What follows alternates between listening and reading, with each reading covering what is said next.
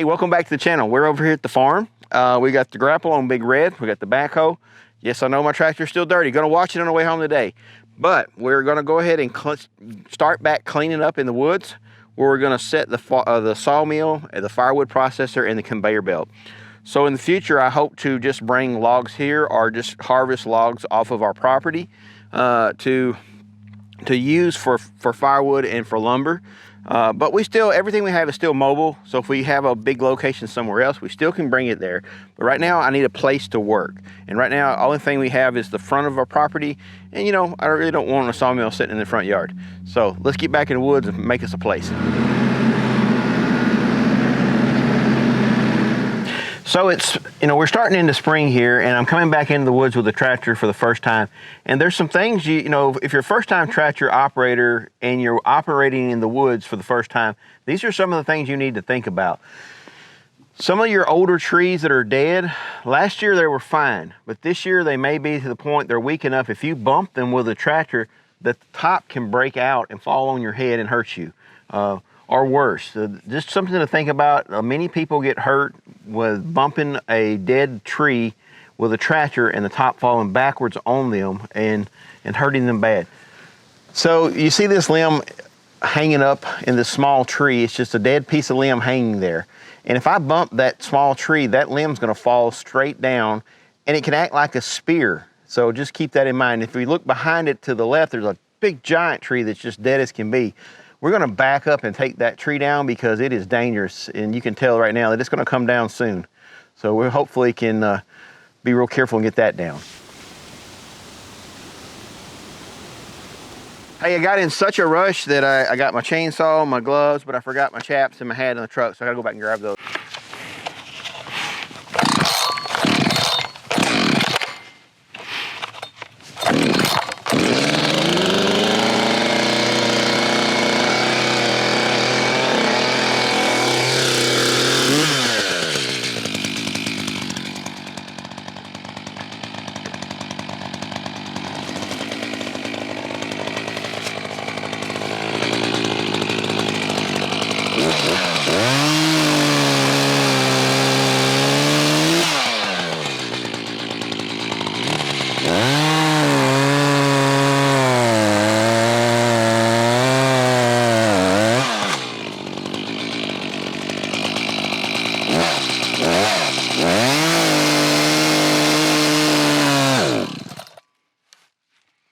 Hit the power button.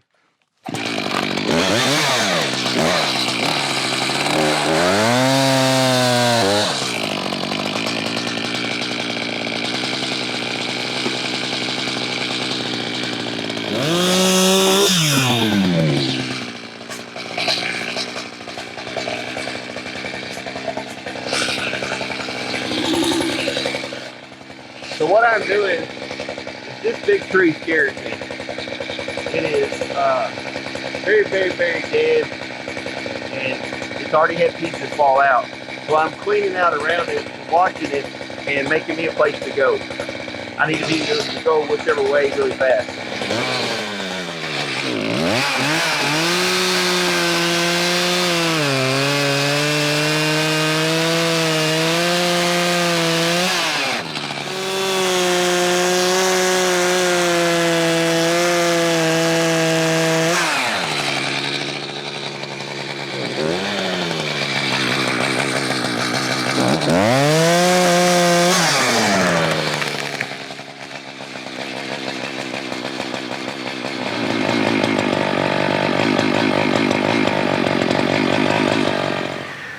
Okay, so this is probably obviously not the worst outcome it could be because I'm still here.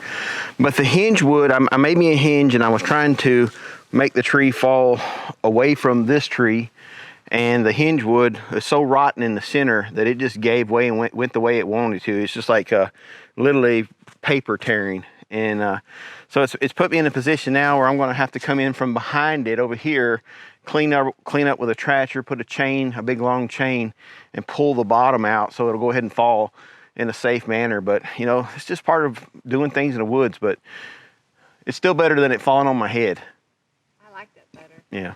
Well, the thing that really worries me is when the hinge broke and it started, it still was going in generally the right direction, but the dead part of the tree, it raked some of the other limbs on the other tree, and that could cause it to flip backwards on me. So I was watching it pretty hard, and I had that other big tree that was healthy to stand behind, so that really gave me some protection. But yeah, that's scary stuff. I think it won't be the last one here. No, and this wood has not been maintained. It was cut. They cut it probably, I'd say probably 10 years ago, and no one cleaned it up. They just left it here, and a lot of the trees, they damaged the roots. Well, they just died standing straight up, and that's dangerous.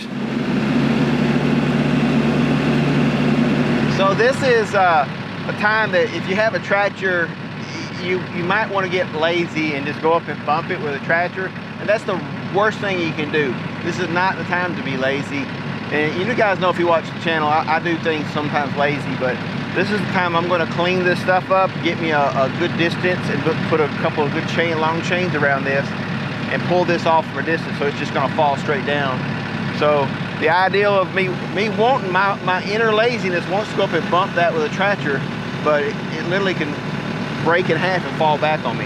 And I'm going to be very careful right here.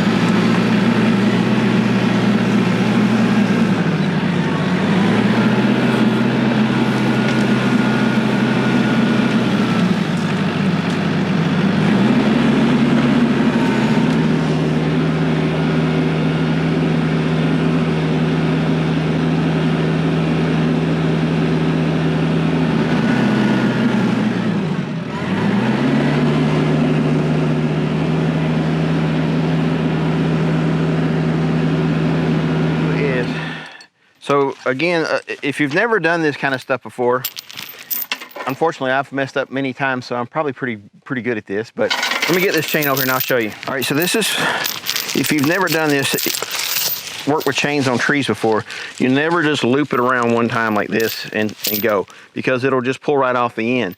You wrap it around twice, and at least twice, and hook it to itself, and it binds.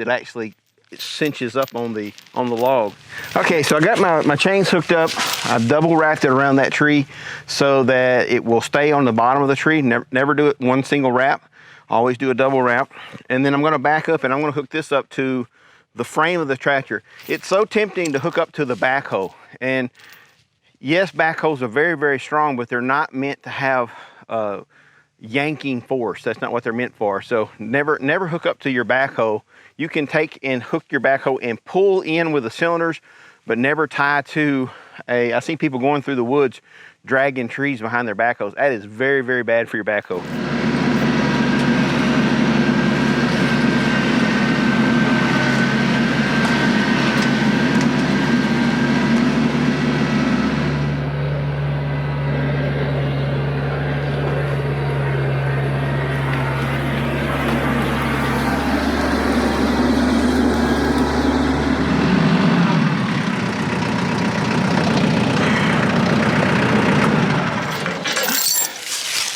Even with double wrapping the chain, it pulled the bark. That's how soft the tree is. It pulled the bark off. At least the center of the tree seems to be pretty solid.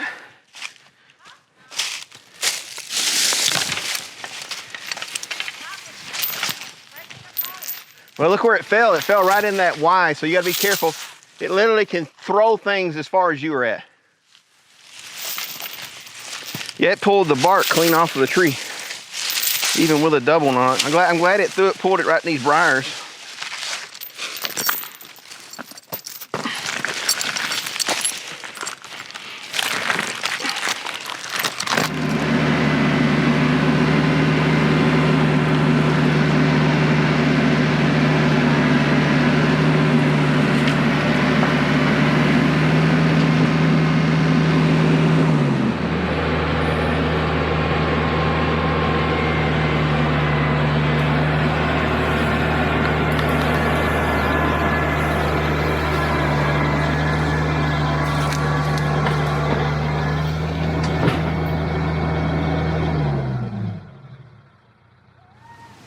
Okay, this didn't really go exactly the way I had planned. However, it never does. A tree is probably, people want to make trees out. Hey, I can cut a tree and lay it everywhere I want to. If anybody tells you that, don't be around them when they're cutting trees, because trees are, especially dead trees, are the definition of chaos. You have no idea what's going to happen on the inside. We cut a really good face cut, aiming the direction that we wanted the tree to fall. We cut our back cut, we come in, and it was right on and pretty much even across. The hinge just absolutely broke because the hinge wood was weak. It just snapped. It didn't have enough strength anymore to actually be a hinge. So that caused it to fall directly the way gravity wanted it to go, and hung up in that tree. So at that point, the only thing left to do is problem solve. And that's what we did. Is the safest thing you can do is pull the bottom out of the tree and let the top of the tree fall down. You always have to keep in the back of your mind, as that big top of that tree is falling down, it could actually hit another limb and it will spring like this and ricochet a piece of wood backwards at you. So you have to be looking up always. You got to keep your head on a swivel when you're doing stuff like this. So we're going to cut this dude up and get it cleaned up and put it on the burn pile and keep on moving.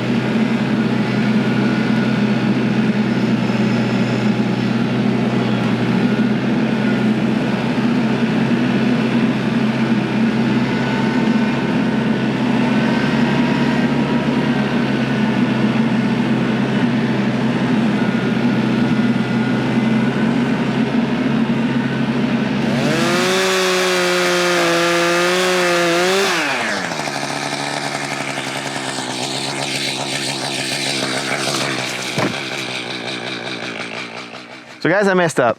I mean, just straight up, I messed up. And on more than one thing, and I'm sure you guys have pointed out, leave the comments below. I'm glad to hear it. Not really, but I need to hear it. So I made my face cut here, made my face cut there. It was not really a great face cut. And then I come across the back on my butt cut here, and there was not enough, there's not enough room to put a wedge in the back, because the chainsaw's too big, the tree's too small. Well, it was absolutely not going the way I wanted to. It just stood straight up. And I just kept cutting and kept cutting until I actually cut my hinge off.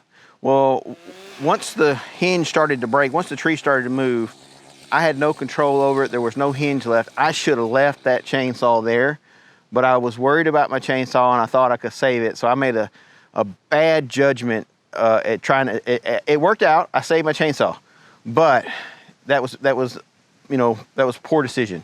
I should have left that chainsaw there and let the tree go where it may and the chainsaw go where it may and got to safety. So I'm just letting it all hang out.